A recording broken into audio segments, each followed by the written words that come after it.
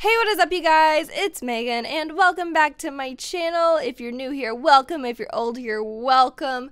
Today, I am showing you guys the build that I made for my PlantSim challenge, which I brutally failed. If you guys recall yesterday's live stream, if you did not, there will be a link to that at the end of the video. My sim in the challenge died of embarrassment, and I was embarrassed myself since I've been playing The Sims since 2002. However, I still wanted to share this build with you guys because I am going to be redoing the challenge, and a lot of you guys actually want me to turn this series, this house, this sim, into its own new video series. Whether it be like a new challenge or just a let's play, I'm not quite sure which direction I want to take it in yet, so leave your thoughts and opinions on that down below.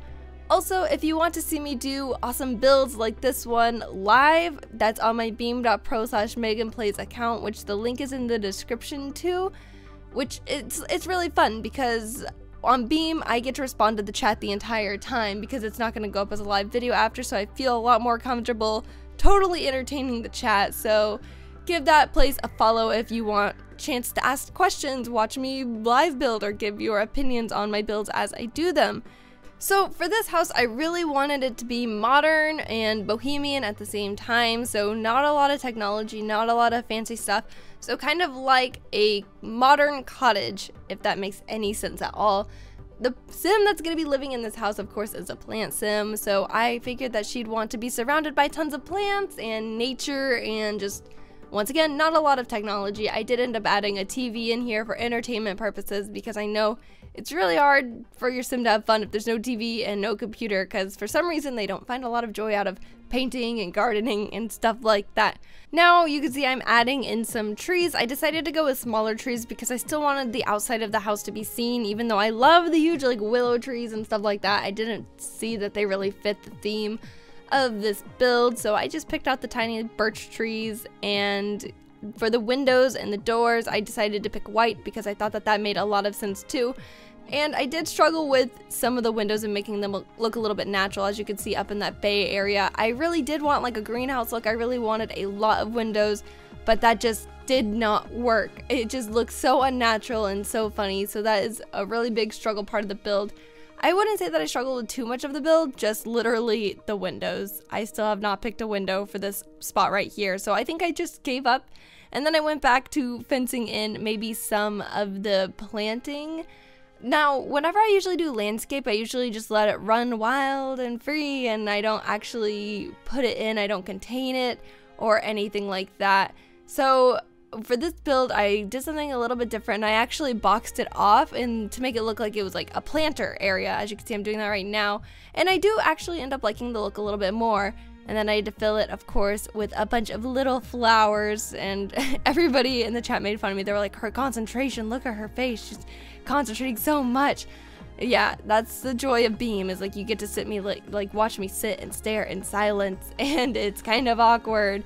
Now for the top part here, I really wanted to fill this area with like a live window box. Does that make sense? Like the top of the house just overflowing with plants and foliage, and I did that on this section right here too. And I hope that you guys like that idea because it was a little bit awkward, but I decided to go for it anyway. Like, instead of just doing a regular window box, it's like I made my own. Now we are finishing up the back of the house, or the outside, the landscaping, and then moving on to the back of the house.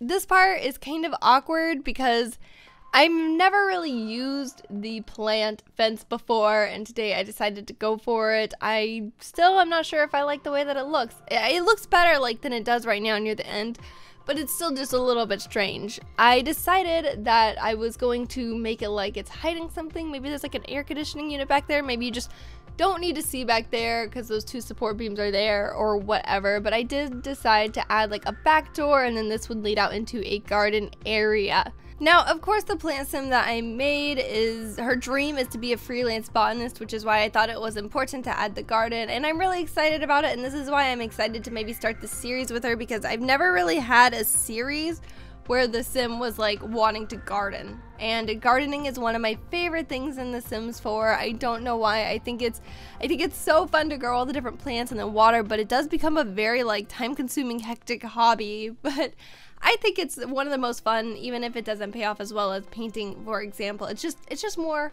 fun. So I figured while you guys watch this build, I could probably talk about the series idea that I have for this sim and kind of why I was doing the PlantSim challenge. The basis of the challenge or whatever is that I made this sim. She's actually already a PlantSim and she's just trying to reunite with her culture or people, which is why she's trying to collect beans from other PlantSims. So she's not actually a PlantSim, but her skin is green and her hair is green to kind of mimic that PlantSim look. So I decided that I would really like to start doing maybe kind of more of a higher quality type of content, maybe with machinimas, storytelling. I'll just have to see about what I have time for, but I am really excited to start this series. And you know, like I said, I failed the first part of the challenge, but maybe we will continue to have her do and max out all of like the outdoor skills and just work on aspirations. Maybe she can be a part of like a super sim skill challenge. I don't know, maybe just a basic let's play that I'll think of the name of later. Let me know what you guys think. If you guys have any ideas, I would love to hear them because you know, you guys are a big part of what I post on my channel. I'm always listening to what you guys are saying. So now we are actually moving on to decorating the inside of the house. Of course, I kept it with like kind of lighter colors, greens, blues, stuff like that. The bathroom is probably the most intensely colored place in the entire house. Everything else is a lot more subtle than that. Here I struggled a lot. I could not get this curtain to go down, but I did want an open concept for this bedroom. I didn't want it to be like a room itself. I wanted it to be like kind of like an arched way.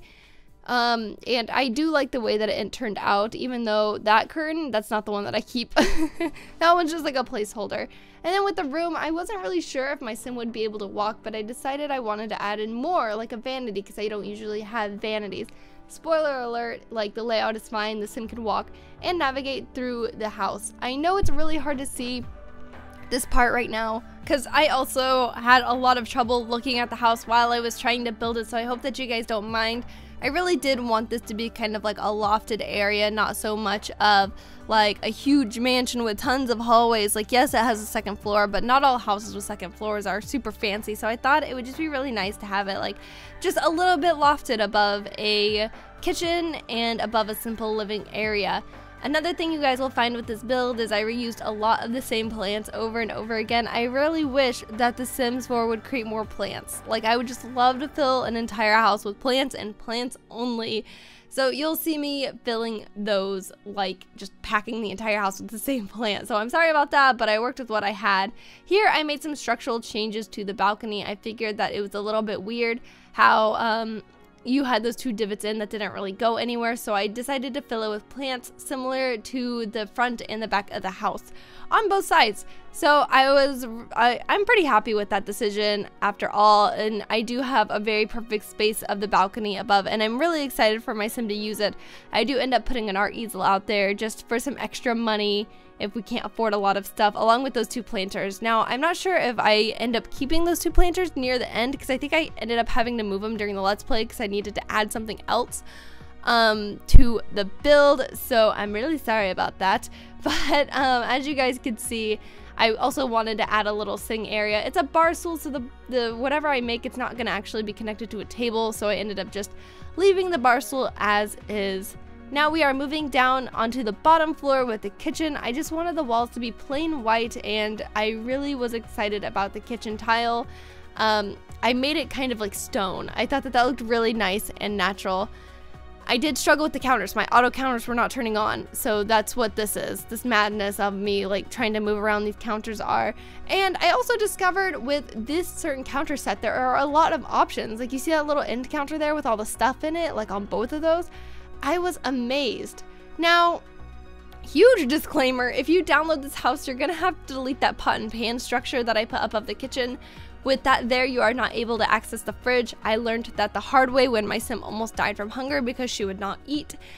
So please remember, if you download this house, to delete that very non-functional part above the kitchen there. I also didn't add any drapes to any of the windows in this build because, once again, I was going for very light open and I didn't think that any drapes fitted the rounded windows. Also, like, you don't, like, if it's a greenhouse, why would you close the windows? So I just wanted the windows to be open all the time. And here you can see me putting on the final touches to some of the living areas. I think that that area is so cute. I really hope that my sim spends a lot of her time there reading books about gardening and maybe some logic books and books about science, whatever she wants to learn about. Now, here I struggled. This is where I got the Beam's opinion, like the Beam stream opinion about the computer. Everybody said no. They did not like where the computer was, and I had to agree. So we ended up just adding in some simple, another just sitting area.